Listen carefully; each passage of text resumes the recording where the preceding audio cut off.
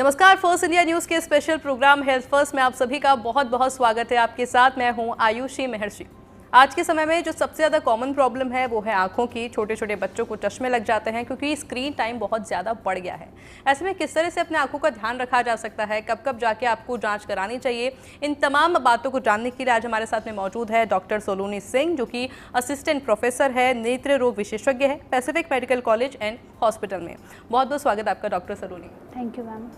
हम शुरुआत से शुरू करते हैं कि कौन कौन से वो टाइम होते हैं जब आपको तुरंत डॉक्टर के पास जाना चाहिए और एक बार आई चेकअप ज़रूर करा लेना चाहिए। देखिए, आई चेकअप जो है पूरी बॉडी में सारे ऑर्गन्स इंपॉर्टेंट है, लेकिन सबसे इम्पॉर्टेंट आंखें होती हैं, क्योंकि आंखों को ऐसा बोलते हैं कि वो बॉडी के हेल्थ का एक मिरर होती हैं। बहुत सारी डिजीज़ होती हैं, जैसे डायबिटीज़ है, बीपी है, इवन जो हार्ट की कंडीशंस है, वो सब हम आंखों के चेकअप से डायग्नोस कर सकते हैं। बच्चे जो हैं, बच्चों को आज 3 साल 4 साल लॉकडाउन के बाद स्क्रीन टाइम इतना ज़्यादा होने के कारण उनको चश्मे लग रहे हैं, तो अनडायग्नोस्ड जो रिफ्रैक्टिव एरर है उसको टाइमली चेकअप करना और उनका यूज़ करना वो भी बहुत इंपॉर्टेंट है। फिर ओल्ड एज की जो बीमारियां हैं, जैसे कैटरैक्ट है, ग्लाकोमा है, ये सब भी टाइमली अगर हम आंखों को चेक कराते हैं, कम से कम साल में एक बार हर एक इंसान को अपनी आंखों का चेकअप करा लेना चाहिए। अच्छा, इसके अलावा जो सबसे कॉमन जो पाया जाता है वो है मोतियाबिंद। तो मोतियाबिंद आखिर है क्या? मोतियाबिंद, जिसे सफ़ेद मोतिया या फिर कैटरैक्ट भी बोलते हैं, बेसिकली हमारी जो आंखें होती हैं ना, वो कैमरा के लेंस की तरह होती है। कैमरा में जिस तरह से लेंस होता है जो कि फोकस करता है, ऐसे ही हमारी आंखों में भी भगवान ने एक लेंस दिया है। नॉर्मली ये लेंस ट्रांसपेरेंट होता है, लेकिन एज के कारण ये लेंस धुंधला पड़ जाता है, इसकी ट्रांसपेरेंसी ख़त्म हो जाती है। इसी क्लाउडीनेस को या धुंधलेपन को ही हम लोग कैटरैक्ट बोलते हैं। जनरली ये जो होता है 60+ ईयर्स में होता है, ओल्ड एज की एक बीमारियां हैं, लेकिन इसके और भी कई कारण हो सकते हैं, जैसे चोट लगने के कारण मोतिया हो सकता है, या अनकंट्रोल डायबिटीज़ के कारण हो सकता है, या कोई स्टीरॉयड ड्रॉप्स अगर आप बहुत ज़्यादा यूज़ कर रहे हैं उसके कारण भी हो सकता है। तो कैटरैक्ट बेसिकली सेनाइल कैटरैक्ट होता है, जो कि 50-60 ईयर्स के बाद ही स्टार्ट हो जाता है। इसके प्रॉब्लम्स जो हैं, इसमें मेजॉरिटी पेशेंट्स में विज़न कम होता है, ठीक है, या फिर आपको कलर्ड हेलोज दिखते हैं, नाइट ड्राइविंग में प्रॉब्लम होती है। ये सब कैटरैक्ट के स्टार्टिंग के सिम्टम्स होते हैं। तो कैटरैक्ट बेसिकली ओल्ड एज में है, तो इसका टाइमली डायग्नोसिस और ट्रीटमेंट ये कराना बहुत ज़रूरी है। हमारे यहाँ पे पैसिफिक मेडिकल कॉलेज में कैटरैक्ट की जो सर्जरी है वो फ्री ऑफ कॉस्ट की जाती है, एकदम निःशुल्क है। तो यहाँ पे जैसे हमारे पास लेटेस्ट टेक्नोलॉजी है, अभी कैटरैक्ट की जो सर्जरी होती है उसका सिर्फ एक ही इलाज है, दैट इज़ सर्जरी। तो फेको इमल्सिफिकेशन नाम की एक सर्जरी होती है जो हमारे यहाँ फ्री ऑफ कॉस्ट करते हैं। It's a very small surgery, 15 to 20 minutes में हम लोग करते हैं। इसका पोस्ट ऑपरेटिव रिकवरी टाइम भी बहुत फास्ट है, 5 to 7 डेज़ में पेशेंट रिकवर कर देता है। इसके अलावा इस सर्जरी में हम लोग क्या करते हैं, जो क्लाउडी लेंस होता है वो निकाल के उसकी जगह एक क्लियर आर्टिफिशियल लेंस इम्प्लांट कर देते हैं, जिसकी वजह से पेशेंट का विजन वापस से रिस्टोर हो जाता है। अभी कई पेशेंट्स ऐसे पूछते हैं कि हमें कौन सा लेंस डलवाना चाहिए। तो बेसिकली 3 ही तरह के लेंस मार्केट में अवेलेबल हैं। पहला होता है मोनोफोकल लेंस। मोनोफोकल में क्या होता है, दूर की चीज़ बिना चश्मे के साफ दिखती है, लेकिन बीच और पास की चीज़ के लिए मरीज़ को चश्मे का प्रयोग करना पड़ता है। दूसरा होता है इड ऑफ लेंस, उसमें दूर और बीच की चीज़ें साफ़ हो जाती है, लेकिन पास की जो चीज़ें हैं वो पढ़ने के लिए रीडिंग ग्लासेस हमें यूज़ करने पड़ते हैं। तीसरा जो होता है मल्टीफोकल लेंस, उसमें दूर, बीच और पास तीनों का ही विज़न उसमें क्लियर हो जाता है। तो इस तरह से हम कैटरैक्ट को टाइमली डायग्नोस करते हैं और इसकी सर्जरी करके यहाँ पे हम फ्री ऑफ कॉस्ट पेशेंट को विज़न प्रोवाइड कर रहे हैं। अच्छा, हम अक्सर क्या होता है कि कुछ रूरल एरियाज़ की अगर मैं बात करती हूँ तो मोतियाबिंद शायद धीरे धीरे बढ़ता है जी। तो ऐसा होता है कि पेशेंट आने में थोड़ा देरी कर दिया और फिर उसका ऑपरेशन थोड़ा रिस्की हो? जी, कैटरैक्ट जो एक बीमारी है ये बहुत महीने या फिर बहुत सालों में डेवलप होता है। मरीज़ को स्टार्टिंग में इसका पता नहीं चलता है, क्योंकि अगर एक आंख में कैटरैक्ट है तो दूसरी आंख उसके विजन को ओवरकम कर लेती है, तो मरीज़ को कुछ सिम्टम्स शुरुआत में नहीं आते हैं। पर जैसे जैसे कैटरैक्ट, आपने सुना होगा कि पक गया है अब, तो जब मोतिया पक जाता है उसके कारण जो सर्जिकल टेक्निक है वो भी बहुत डिफ़िकल्ट हो जाती है। पकने के कारण जो आँख के अंदर के स्ट्रक्चर्स हैं वो भी ख़राब होने लगते हैं। तो इसलिए इसको जितना जल्दी हो सके उतना जल्दी आपको ऑपरेट करा लेना बेहतर होता है इसमें। अच्छा, इसमें और भी कोई सिम्टम्स होते हैं या फिर सिर्फ धुंधला दिखना या फिर कुछ सर दर्द जैसा है, और भी कुछ सिम्टम? सर दर्द तो नहीं, एक्चुअली इसमें जो अर्ली सिम्टम्स होते हैं ना, सबसे पहले जो लाइट होती है उसमें कलर्ड हेलोज या ग्लेयर बोलते हैं उसको, उस तरह से धब्बे दिखते हैं रंग बिरंगे। और अर्ली कैटरैक्ट में क्या होता है, जब हम नाइट को ड्राइविंग करते हैं तो सामने से जब कोई व्हीकल आता है, उसकी हेडलाइट्स होती है, उसमें ऐसे चौंध या चकाचौंध की तरह हमें नज़र आता है। तो ये सबसे अर्ली साइंस होते हैं कैटरैक्ट के, और बाद में धीरे धीरे विज़न कम होती जाती है और लास्ट में विज़न इसमें ख़त्म हो जाती है। अच्छा, अभी आपने कहा कि बहुत ज़्यादा ओल्ड एज में जाकर के ये सारी प्रॉब्लम फेस करनी पड़ती है, बट अभी पिछले कुछ टाइम से मैंने भी नोटिस किया, जो केसेस आ रहे हैं, कुछ यंग लोगों को भी मोतियाबिंद हो रहा है, तो क्या ये उनकी कुछ लाइफस्टाइल की वजह से इसका इफेक्ट है? यंग लोग में क्या है, आजकल बच्चों में भी मोतिया देखा गया है। तो उस मोतिया को हम कंजेनाइटल कैटरैक्ट बोलते हैं, या फिर जो आनुवांशिक कैटरैक्ट होता है, जो बाय बर्थ बच्चे को मिलता है, तो वो जेनेटिक होता है। दूसरी चीज़ जो है तो डेवलपमेंटल कैटरैक्ट भी होता है। उसमें क्या होता है, न्यूट्रिशन की डेफिशिएंसी है, या फिर अगर लॉन्ग टर्म तक किसी और बीमारी के कारण स्टीरॉइड्स यूज़ कर रहे हैं, या और कोई बीमारियां साथ में हैं, तो उनके कारण भी जो मोतिया होता है वो यंग एज में या बच्चों में देखने को मिल सकता है। इसके अलावा एक और बहुत कॉमन वो है काला पानी, वो भी आंखों के अंदर होता है, वो एक्चुअल में है क्या ये? काला पानी जो है, ग्लूकोमा को हम आम भाषा में काला पानी बोलते हैं। ग्लूकोमा कैटरैक्ट से बिल्कुल अलग है। जनरली हमारी आंखों में क्या होता है, न्यूट्रिशन प्रोवाइड करने के लिए एक फ्लूइड बनता है, वो फ्लूइड बनता है और साथ साथ ड्रेन होने लगता है। लेकिन ग्लूकोमा के मरीज़ों में वो फ्लूइड या तो बनता ज़्यादा है या उसका ड्रेनेज कम हो जाता है। इस कारण से वो फ्लूइड आँख में बढ़ता जाता है और एक प्रेशर बनाता है आँखों में, जिसको इंट्राओकुलर प्रेशर या आईओपी बोलते हैं। ये प्रेशर आँख में जब बढ़ता है तो आँख की जो नस है उसको दबाता जाता है, तो आँख की नस दबने के कारण वो सूख जाती है। इस बीमारी को हम काला पानी या ग्लूकोमा बोलते हैं। इसको हम ना साइलेंट थीफ ऑफ विजन भी बोलते हैं, क्योंकि इसमें शुरुआत में पेशेंट को कोई सिम्टम्स नहीं आते हैं, पर धीरे धीरे जब विजन बहुत कम हो जाती है तब पेशेंट को समझ में आता है कि उसे ग्लूकोमा हो गया है या फिर काला पानी हो गया है। तो ग्लूकोमा का ऑपरेशन भी हम लोग यहाँ करते हैं, लेज़र्स अवेलेबल हैं, वो भी बिल्कुल फ्री ऑफ कॉस्ट है हमारे यहाँ पे। ग्लूकोमा के डायग्नोसिस के लिए भी जो मशीनें लगती हैं, जो टेस्ट हैं, जो जांचें हैं, इसका ट्रीटमेंट है, सर्जरी है, लेज़र है, सब कुछ हमारे यहाँ अवेलेबल है, जो कि हम निःशुल्क पेशेंट्स को प्रोवाइड कराते हैं। चलिए, हम इसके लिए तो मैं थैंक यू बोलना चाहूँगी पैसिफिक हॉस्पिटल को, क्योंकि ये दो सबसे बड़ी बीमारी होती है। एक तो मोतियाबिंद बहुत कॉमन भी है, और काला पानी, उसके आप सर्विसेज फ्री दे रहे हैं, उसके लिए बहुत बहुत धन्यवाद उन सभी पेशेंट्स की तरफ से। इसके अलावा क्योंकि आँखों का कमज़ोर होना, जैसे मान के चलिए घर में 2 बच्चे हैं, एक बच्चा है जिसका स्क्रीन टाइम बहुत कम है, उसके बावजूद उसको चश्मा लगा हुआ है, एक दूसरा बच्चा है उसका स्क्रीन टाइम बहुत ज़्यादा है बट फिर भी उसको चश्मा नहीं लगा हुआ, तो क्या सिर्फ स्क्रीन टाइम वजह होती है चश्मा लगने की? चश्मा लगना जो होता है बच्चों में, जो मोस्ट कॉमन कॉज होता है बच्चों में कम विजन का, वो रिफ्रैक्टिव एरर होता है। तो उसके वो मल्टीफैक्टोरियल होता है, उसके काफ़ी सारे कारण होते हैं। सबसे मुख्य तो चश्मा जो लगता है, एक तो जेनेटिक उसकी हिस्ट्री होती है। अगर मदर फादर दोनों को चश्मा लगा है तो काफ़ी हाई चांसेस है बच्चे को भी चश्मा लग सकता है। दूसरा, इसमें एक नियर विजन थ्योरी बोलते हैं हम लोग, यानी कि जब बच्चा बहुत एकाग्रता से, बहुत ध्यान से कोई पास की चीज़ देखता है या टीवी देखता है या स्मार्टफोन देखता है, उसमें भी आंखों की जो मसल्स हैं वो वीक होने लगती हैं, उसके कारण भी इसके चांसेस बढ़ जाते हैं। तीसरा, अगर न्यूट्रिशन डेफिशिएंसी है, vitamin A, C, E, antioxidants, इन सब की जो डेफिशिएंसी है, आजकल बच्चे जंक फूड बहुत ज़्यादा खा रहे हैं, तो उन सब के कारण भी ये सब चीज़ें मिला के एक रिफ्रैक्टिव एरर बनाती है बच्चे में। पर अच्छी बात यह है कि अगर हम इसको टाइमली डायग्नोस कर लें तो आजकल मार्केट में ऐसी ड्रॉप्स अवेलेबल हैं जो चश्मा पहले लगता था और जिसका जितना नंबर आना चाहिए था, वो चश्मे का जो प्रोग्रेशन है वो कम किया जा सकता है कुछ ड्रॉप्स के कारण। इसलिए बच्चों में साल में एक बार आंखों का चेकअप कराना बहुत ज़रूरी है। अच्छा, इसके अलावा भी आपने कहा कि एक हेल्दी डाइट ज़रूरी है एक हेल्दी आइज़ के लिए, तो कौन कौन सी डाइट है जो कि फॉलो की जा सकती है बच्चों में या फिर बड़ों में भी? सभी में क्या है, हमारी जो आंखें हैं उसके लिए कुछ एंटीऑक्सीडेंट्स होते हैं, जैसे बीटा कैरोटीन होता है, लाइसिन होता है, सिस्टीन होता है। ये सब जो भी सीजनल फ्रूट्स हैं, वेजिटेबल्स हैं, जितने भी कलरफुल फ्रूट्स और वेजिटेबल्स आते हैं, उन सब में ये सब मिलता है। दूसरा, विटामिन ए या बीटा कैरोटीन जो कैरेट्स में, स्पाइनच में, ये सब में बहुत ज़्यादा मिलता है। Then vitamin C, citrus fruits, and vitamin E जो नट्स वगैरह हैं, ये सब से आँखों को काफ़ी ज़्यादा बेनिफिशियल हैं ये सारी डाइट पेशेंट्स के लिए। अच्छा, सबसे ज़्यादा पेशेंट मैं मानती हूँ कि आपके पास उसी चीज़ के आते होंगे कि क्योंकि कंप्यूटर बहुत ज़्यादा देख रहे हैं, फ़ोन बहुत ज़्यादा देख रहे हैं, तो उससे आंखों में पानी आना, थोड़ा इचिंग होना, वो एक्चुअल में क्या है? एक्चुअली जो है, आजकल आपको पता है कोविड हुआ था, कोविड के बाद से सब बच्चों का होमवर्क डिजिटल हो गया है, आईटी सेक्टर में वर्क फ्रॉम होम आ गया है, तो सब लोग कंप्यूटर स्क्रीन पे बैठे ही रहते हैं। तो इसके कारण हम जब बहुत टाइम तक विदाउट एनी बीच में डिस्टर्बेंस जब हम कंप्यूटर स्क्रीन को देखते रहते हैं तो एक सिंड्रोम बनता है, उसको कंप्यूटर विजन सिंड्रोम बोलते हैं। इसमें क्या होता है, हम जब बहुत टाइम तक बिना ब्रेक लिए स्क्रीन को, फ़ोन्स को देखते हैं तो आंखों में जो टेयर फिल्म होती है ब्लिंकिंग कम हो जाती है। जब हम नॉर्मल ब्लिंक करते हैं तो हमारी आंखों में जैसे स्किन के लिए मॉइस्चराइज़र चाहिए होता है, ऐसे आंखों का भी अपना एक मॉइस्चर होता है।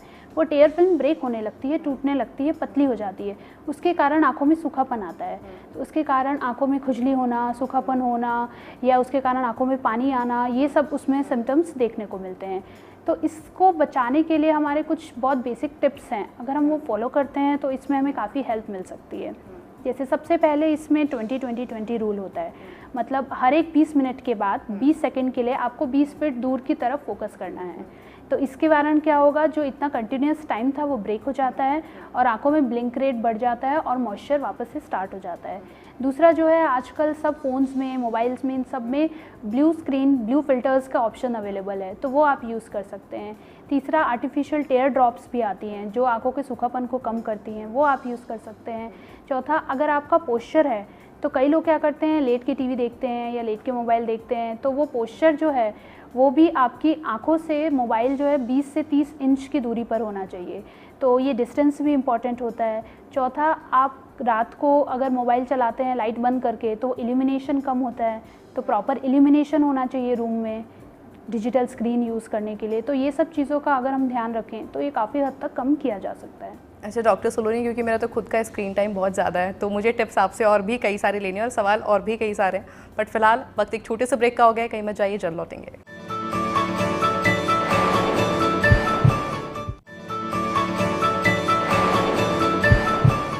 ब्रेक के बाद आप सभी का एक बार फिर से स्वागत है। डॉक्टर सोलोनी हमारे साथ में लगातार मौजूद है, क्योंकि डॉक्टर सोलोनी गर्मी बहुत ज़्यादा है और इस गर्मियों के टाइम में इचिंग आंखों में बहुत ज़्यादा होती है, अलग अलग समस्याएं देखने को मिलती है, उससे किस तरह से निजात पाया जा सकता है? गर्मियों के टाइम हमारी आंखों में सबसे कॉमन जो प्रॉब्लम होती है उसको हम लोग एलर्जिक कंजंक्टिवाइटिस बोलते हैं। कंजंक्टिवाइटिस क्या होता है, हमारा जो वाइट एरिया होता है आँख का, उसके ऊपर एक पतली सी लेयर होती है जिसको कंजंक्टिवा बोलते हैं।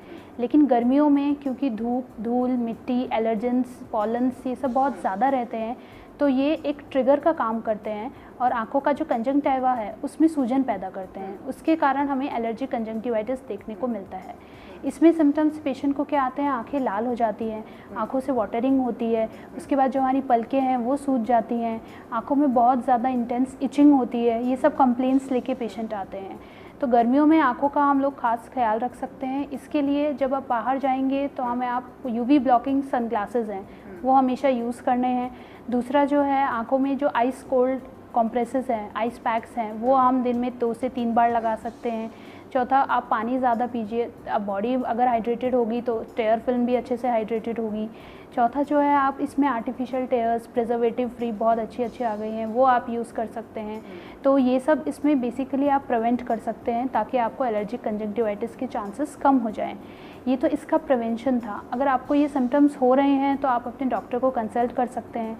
तो डॉक्टर्स आपको क्या करते हैं, कुछ एंटी इन्फ्लेमेटरी या फिर कुछ ड्रॉप्स चालू करते हैं, लेकिन आजकल पेशेंट वो ड्रॉप्स खुद केमिस्ट से ख़रीद के डालते हैं, लॉन्ग टर्म स्टीरॉइड्स और ये सब, तो वैसा करना बिल्कुल भी ठीक नहीं है। तो ओवर द काउंटर ड्रॉप्स इसमें हमें यूज़ नहीं करनी चाहिए।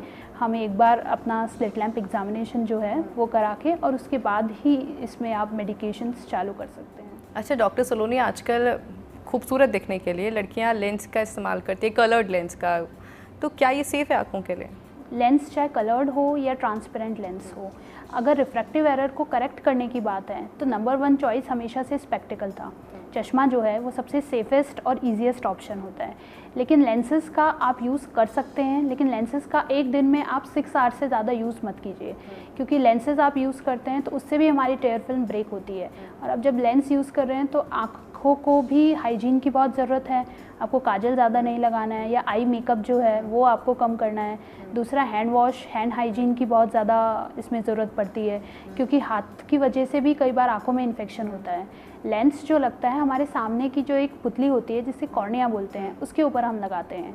तो अगर उसमें इन्फेक्शन हो गया या उसमें कोई घाव हो गया तो उससे विजन का परमानेंट लॉस हो सकता है। तो लेंस आप बिल्कुल लगा सकते हैं, लेकिन उसके लिए आपको पूरे प्रिकॉशंस लेने चाहिए। क्या आपके पास ऐसा कभी कोई केस आया कि किसी ने लेंस डाला है और उसके बाद में वो बाहर आया ही नहीं, बड़ा प्रॉब्लम हुआ और उसके बाद आपके पास में कंसल्ट करने के लिए पहुंचे पेशेंट? जी, एक पेशेंट आई थी, उन्होंने क्या किया था, रात को लेंस लगाया था और वो लेंस लगा के सो गए थे। उन्होंने उठी, मतलब वो भूल गए थे लेंस लगा के। तो सुबह आया था तो वो लेंस क्या था, वो कह रही है लेंस खो गया है आँख में। तो वो लेंस जो है हमारी कंजंक्टिवा के ऊपर वाला पार्ट जिसको टार्सल कंजंक्टिवा बोलते हैं वहाँ जाके फंस गया था। तो वो हमने लिड इवर्ट करके उसको लेंस को निकाला था और इसके कारण उनके कॉर्निया में भी इन्फेक्शन हो गया था, तो वो भी धीरे धीरे दवाइयों से हमने ट्रीट किया था। तो इसलिए लेंस लगाना अगर है तो उससे काफ़ी प्रिकॉशंस लेने हैं। दूसरा जो हमारा लेंस को क्लीन करना है तो वो भी जो लेंस का सोल्यूशन आता है उसी से हमें क्लीन करना है, पानी से या और कोई सोल्यूशन से उसको क्लीन नहीं करना है। ये भी हमें इसमें ध्यान रखना चाहिए। अच्छा, इसके अलावा डायबिटिक रेटिनोपैथी क्या होता है? देखिए, डायबिटीज़ जो है, डायबिटीज़ बेसिकली बॉडी के हर एक ऑर्गन को इफ़ेक्ट करती है, तो ये आँखों को भी बहुत ज़्यादा इफ़ेक्ट करती है। तो आँखों के पीछे जो वाला जो पार्ट होता है उसको आँखों का पर्दा या रेटिना बोलते हैं। उसके जो हानिकारक इफ़ेक्ट होते हैं डायबिटीज़ के उस पर्दे पे, उसे हम डायबिटिक रेटिनोपैथी कहते हैं। तो जैसे ही पेशेंट को डायबिटीज़ डायग्नोस करता है फिजिशियन, तो एक बार आँखों की जाँच ज़रूर करा लेनी चाहिए ऑफ्थेल्मोलॉजिस्ट के पास। इसमें क्या होता है, अनकंट्रोल्ड शुगर होती है जो डायबिटीज़ में, तो पीछे रेटिना की जो वेसल्स होती हैं तो उनको वो अफेक्ट करती है, वो ब्लॉक हो जाती है और वहाँ पे रक्त का स्राव होता है, तो उसके कारण विजन पेशेंट की कम होने लगती है। इसी चीज़ को हम लोग डायबिटिक रेटिनोपैथी बोलते हैं। अभी डायबिटिक रेटिनोपैथी के लिए जो जो डायग्नोसिस के लिए और ट्रीटमेंट के लिए ऑप्शंस हैं वो हमारे पास यहाँ अवेलेबल हैं। तो डायग्नोसिस में बेसिकली हम इसमें क्या करते हैं, मरीज़ की आंखों में पुतली चौड़ी करके फंडस एग्जामिनेशन बोलते हैं उसको हम, वो रेटिना को हम डायरेक्टली देख सकते हैं उससे। दूसरा सबसे इम्पॉर्टेंट इसमें एक मशीन होती है जिसको हम OCT बोलते हैं, ऑप्टिक कोहेरेंस टोमोग्राफी, वो हमारे पास यहाँ फ्री ऑफ कॉस्ट उसकी हम जांच अवेलेबल कराते हैं। तीसरी जो है एक FFA मशीन भी होती है, वो भी हमारे पास यहाँ पे है, फंडस फ्लोरेसेंट एंजियोग्राफी। ये सारी मशीनें यूज़ होती हैं डायबिटिक रेटिनोपैथी को डायग्नोस करने के लिए। अभी डायबिटिक रेटिनोपैथी अगर एक बार डायग्नोस हो गया है तो डॉक्टर डिसाइड करेगा कि कौन सा ट्रीटमेंट ऑप्शन अच्छा है, बेस्ड ऑन कि आपको कौन से स्टेज का डायबिटिक रेटिनोपैथी है। ठीक है, तो उसके लिए हम सबसे पहले मोस्ट कॉमनली जो ट्रीटमेंट देते हैं वो आंखों में एक तरह के इंजेक्शंस लगाते हैं जिनको हम anti-VEGF इंजेक्शंस बोलते हैं। तो वो क्या करते हैं, जो डायबिटिक रेटिनोपैथी में आँख के पर्दे पे सूजन आ जाती है उसको कम करने में मदद करते हैं। सेकेंड ऑप्शन इसमें हमारे पास लेज़र्स का होता है। आँखों में अगर नई वेसल्स फॉर्म हो गई हैं पीछे रेटिना पे तो लेज़र से उसको हम डिस्ट्रॉय कर सकते हैं। अगर ये दोनों ही टेक्निक्स फेल हो गई हैं तो लास्ट ऑप्शन हमारे पास सर्जरी रहता है। तो सर्जरी में हम लोग क्या करते हैं, पार्स प्लाना विट्रेक्टोमी बोलते हैं। तो सर्जरी में जो विट्रस जो ख़राब हो गया है, हिमरेज जहाँ पे ब्लड का स्राव हो गया है, उसको निकाल के हम क्लियर सिलिकॉन से उसको फिल कर देते हैं। तो ये सब इसमें डायग्नोसिस और ट्रीटमेंट ऑप्शंस डायबिटिक रेटिनोपैथी में अवेलेबल है। लेकिन पेशेंट्स को इस स्टेज तक पहुंचना ही नहीं है। पेशेंट्स को जैसे ही डायबिटीज़ डायग्नोज हुआ है, एक तो डायबिटीज़ का कंट्रोल बहुत ज़रूरी है। कईयों का शुगर 400, 500 या उससे ऊपर भी रहता है, तो इतना लेवल तक शुगर नहीं होना चाहिए। HbA1c करके जांच आती है, वो 7 से कम होना चाहिए। आंखों का रेगुलर फॉलोअप होना चाहिए, फिजिशियन का रेगुलर फॉलोअप होना चाहिए। ये सब सारी अप्रोचेस से हम डायबिटिक रेटिनोपैथी को रोक सकते हैं। अच्छा, इसके अलावा जब चश्मा लगता है तो एक और ऑप्शन होता है कि आप अपना ऑपरेशन भी करा सकते हैं अगर आपको नंबर ज़्यादा है। तो क्या उस ऑपरेशन कराने के बाद में ये गारंटी है कि आपकी दोबारा आंखें ख़राब नहीं होंगी और क्या वो ऑपरेशन सेफ़ है? चश्मा हटाने का जो ऑपरेशन है, जो मोस्ट कॉमनली हम लोग लेसिक ऑपरेशन बोलते हैं। तो लेसिक ऑपरेशन में बेसिकली होता क्या है कि जो सामने का पुतली होती है कॉर्निया, उसमें एक फ्लैप बनाते हैं और उसके बाद लेज़र की हेल्प से उस पुतली को थोड़ा जला दिया जाता है। तो वो एब्लेट करके उसका शेप चेंज करके फ्लैप वापस उसको रख देते हैं। 99% ऑफ पेशेंट्स में चश्मा पूरी तरह से हट जाता है, उसका रिफ्रैक्टिव एरर 0 हो जाता है। लेकिन 1 to 2% ऑफ पेशेंट्स में कुछ रिफ्रैक्टिव एरर बच जाता है, 0.5 या 0.25 का, जिसको हम लोग रेजिडुअल रिफ्रैक्टिव एरर बोलते हैं। तो उसके लिए हम वापस से लेजिक ऑपरेशन भी करा सकते हैं, एक सेकंड सिटिंग की भी ज़रूरत पड़ सकती है। बट 99% ऑफ पेशेंट्स में वो सेफ़ है और हम उसको आसानी से करा सकते हैं। पर क्या गारंटी है कि आपकी दोबारा आंखें ख़राब नहीं होंगी, या फिर अगर आप ज़्यादा स्क्रीन टाइम लेते तो हो भी सकता है? नहीं, इसकी कोई गारंटी तो नहीं है, पर मैक्सिमम पेशेंट्स में वो सक्सेसफुल है। अच्छा, इसके अलावा क्या होता है कि कुछ लोगों को नंबर्स बहुत माइनर होते हैं तो चश्मा लगता है बट यूज़ नहीं किया जाता, तो क्या ये सेफ़ है? देखो, माइनर जो नंबर होते हैं, जो आप बोलते हैं 0.25 नंबर या 0.5 नंबर, वो हम बेसिकली पेशेंट के प्रेफरेंस पे यूज़ करते हैं। अगर पेशेंट को बहुत ज़्यादा अकोमोडेशन का यूज़ करना पड़ रहा है, मतलब बहुत ज़्यादा आई स्ट्रेन हो रहा है, फेटीग हो रहा है, तो आप वो नंबर आराम से यूज़ कर सकते हैं। लेकिन अगर पेशेंट की आंखों में कोई भी तकलीफ़ नहीं है और बिना चश्मे के वो इजीली देख पा रहा है और अपनी डेली रूटीन एक्टिविटीज़ कर पा रहा है, तो उसको लगाने का कोई यूज़ नहीं है। तो पेशेंट के प्रेफरेंस पे 0.25 या 0.5 का नंबर हम लोग यूज़ करवाते हैं। क्या माइग्रेन का और आँखों का कोई कनेक्शन है? जी बिल्कुल। माइग्रेन में क्या होता है, बेसिकली आँखों के कुछ डिजीज़ होती हैं जो कि हेडेक कॉज करती हैं, तो माइग्रेन भी उनमें से एक है। माइग्रेन में क्या होता है, आधे सर में पेन होता है जो स्टार्ट होता है और पीछे तक स्प्रेड होता है। तो इस माइग्रेन में क्या होता है कि आई एक भी होता है, हेडेक भी होता है, ये सब साथ में ही एक सिंड्रोम की तरह प्रोड्यूस होता है। तो माइग्रेन में एक फिजिशियन का भी हमें हेल्प चाहिए होती है और एक ऑफ्थल्मोलॉजिस्ट का भी, दोनों का मिला के हम लोग इसमें ड्रग्स यूज़ करके we can treat the migraine. Ma'am कुछ लोगों का डेली रूटीन ऐसा होता है कि उनको स्क्रीन टाइम देना ही पड़ेगा। मैं अपनी बात करूँ, मुझे लाइट्स में रहना ही पड़ेगा, मुझे स्क्रीन टाइम देना ही पड़ेगा। कुछ लोग होते हैं जिनको कंप्यूटर पे रहना ही पड़ेगा, तो क्या उनके लिए कुछ एक ऐसी कोई आई ड्रॉप है या फिर कुछ लाइफस्टाइल है जो अपना सके?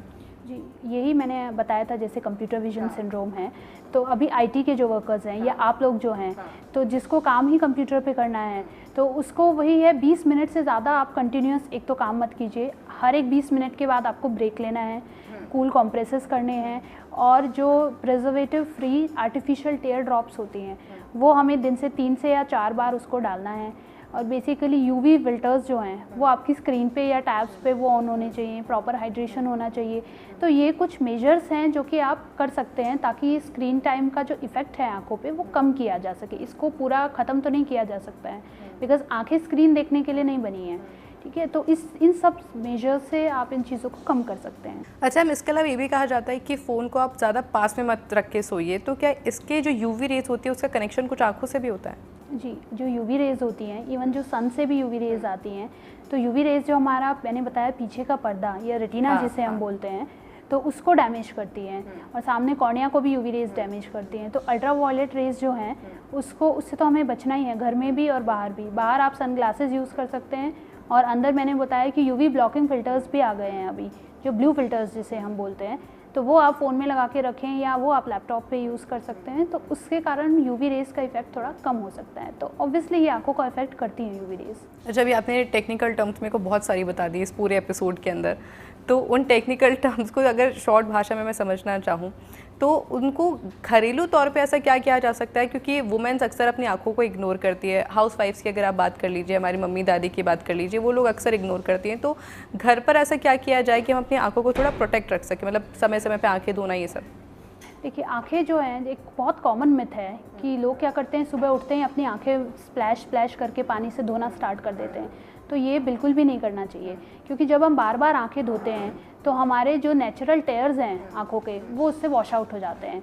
तो उसके कारण आंखों में और ज़्यादा ड्राइनेस होती है, और पेशेंट को लगता है कि और ड्राइनेस हो रही है तो और आंखें धोनी चाहिए, लेकिन ऐसा बिल्कुल भी नहीं करना चाहिए। उसकी जगह आप आर्टिफिशियल टेयर ड्रॉप्स यूज़ कर सकते हैं। दूसरा जो है, उसमें स्लीप प्रॉपर होनी चाहिए। तीसरा जो है, डिजिटल स्क्रीन्स को कम कर सकते हैं। चौथा, अगर आप बाहर जा रहे हैं तो सनग्लासेस वगैरह यूज़ कर सकते हैं। और ईयरली एक बार एग्जामिनेशन तो आपको अपना कंप्लीट आई चेकअप तो कराना ही चाहिए ऑफ्थल्मोलॉजिस्ट से या अच्छे जो डॉक्टर्स हैं उनसे। कभी कभी क्या होता है कि कुछ इचिंग सी होती है तो हम लोग आंखें मसलना शुरू कर देते हैं। क्या ये सेफ़ है? क्योंकि मुझे लगता है कि इससे हमारी आई बहुत ज़्यादा ब्रेक होगी अगर हम करेंगे तो। नहीं, आई रबिंग तो बिल्कुल भी सेफ़ नहीं है। आइज़ को रगड़ना या मसलना बिल्कुल भी नहीं चाहिए। कई बार इसी सीज़न में, समर में, मैंने बताया जैसे एलर्जी कंजंक्टिवाइटिस में, उसका सबसे कॉमन सिम्टम्स यही होते हैं कि पेशेंट को बहुत सीवियर इचिंग होती है, तो आंखें बहुत ज़्यादा मसलता है। तो आंखें मसलना बिल्कुल भी ठीक नहीं है। इससे सामने का कॉर्निया भी आपका ख़राब हो सकता है, उस पर भी घाव बन सकता है, इन्फेक्शन हो सकता है। दूसरा, हमारे जो नॉर्मल आंसू हैं वो भी इसमें कम हो सकते हैं। तो ये सब हरकतें तो बिल्कुल भी नहीं करनी चाहिए। एक मैं मैसेज आप चाहूँगी कि सभी व्यूअर्स को आप अपनी तरफ से एक मैसेज दें कि एक हेल्दी आइज़ कैसे रखी जा सकती है? देखिए, हेल्दी आइज़ जो है रखने के लिए सबसे पहला हमें काम है कि ईयरली आंखों का चेकअप एक बार साल में ज़रूर कराना चाहिए। दूसरा, हमारी जो डाइट है, डाइट में फ्रूट्स, वेजिटेबल्स, नट्स, ये जो हेल्दी सोर्सेज हैं ओमेगा 3 के, विटामिन ए के, सी, इन सब को हमें यूज़ करना चाहिए। तीसरा, अभी समर में जो है वो कूलिंग ड्रॉप्स डाल सकते हैं, कूल पैक लगा सकते हैं, आर्टिफिशियल टीयर ड्रॉप्स डाल सकते हैं, ये सब हम यूज़ कर सकते हैं, क्योंकि आंखें हमारी बॉडी का सबसे इम्पॉर्टेंट पार्ट है। तो इसका हमें टाइमली केयर और ट्रीटमेंट ज़रूर करना चाहिए। Thank you so much doctor Saloni. और देखिए, डॉक्टर सोलोनी हमारे साथ ही, जिन्होंने कि पूरा ढंग से हमें समझाया कि आईसी किस तरह से टेक केयर की जा सकती है। इसके अलावा थैंक्स स्पेसिफिक हॉस्पिटल को इसलिए क्योंकि उनके द्वारा एक इनिशिएट किया गया कि अगर आपको मोतियाबिंद है या फिर काला पानी है तो आप यहाँ पर डायरेक्टली आ सकते हैं, आप इलाज ले सकते हैं, वो फ्री ऑफ कॉस्ट। तो मैं उम्मीद करती हूँ कि इस पूरे एपिसोड में आप समझ पाए होंगे कि एक अच्छी लाइफ के साथ, एक अच्छी डाइट के साथ एक हेल्दी आइज़ किस तरह से रखी जा सकती है। इसी के साथ मुझे दीजिए इजाज़त। नमस्कार।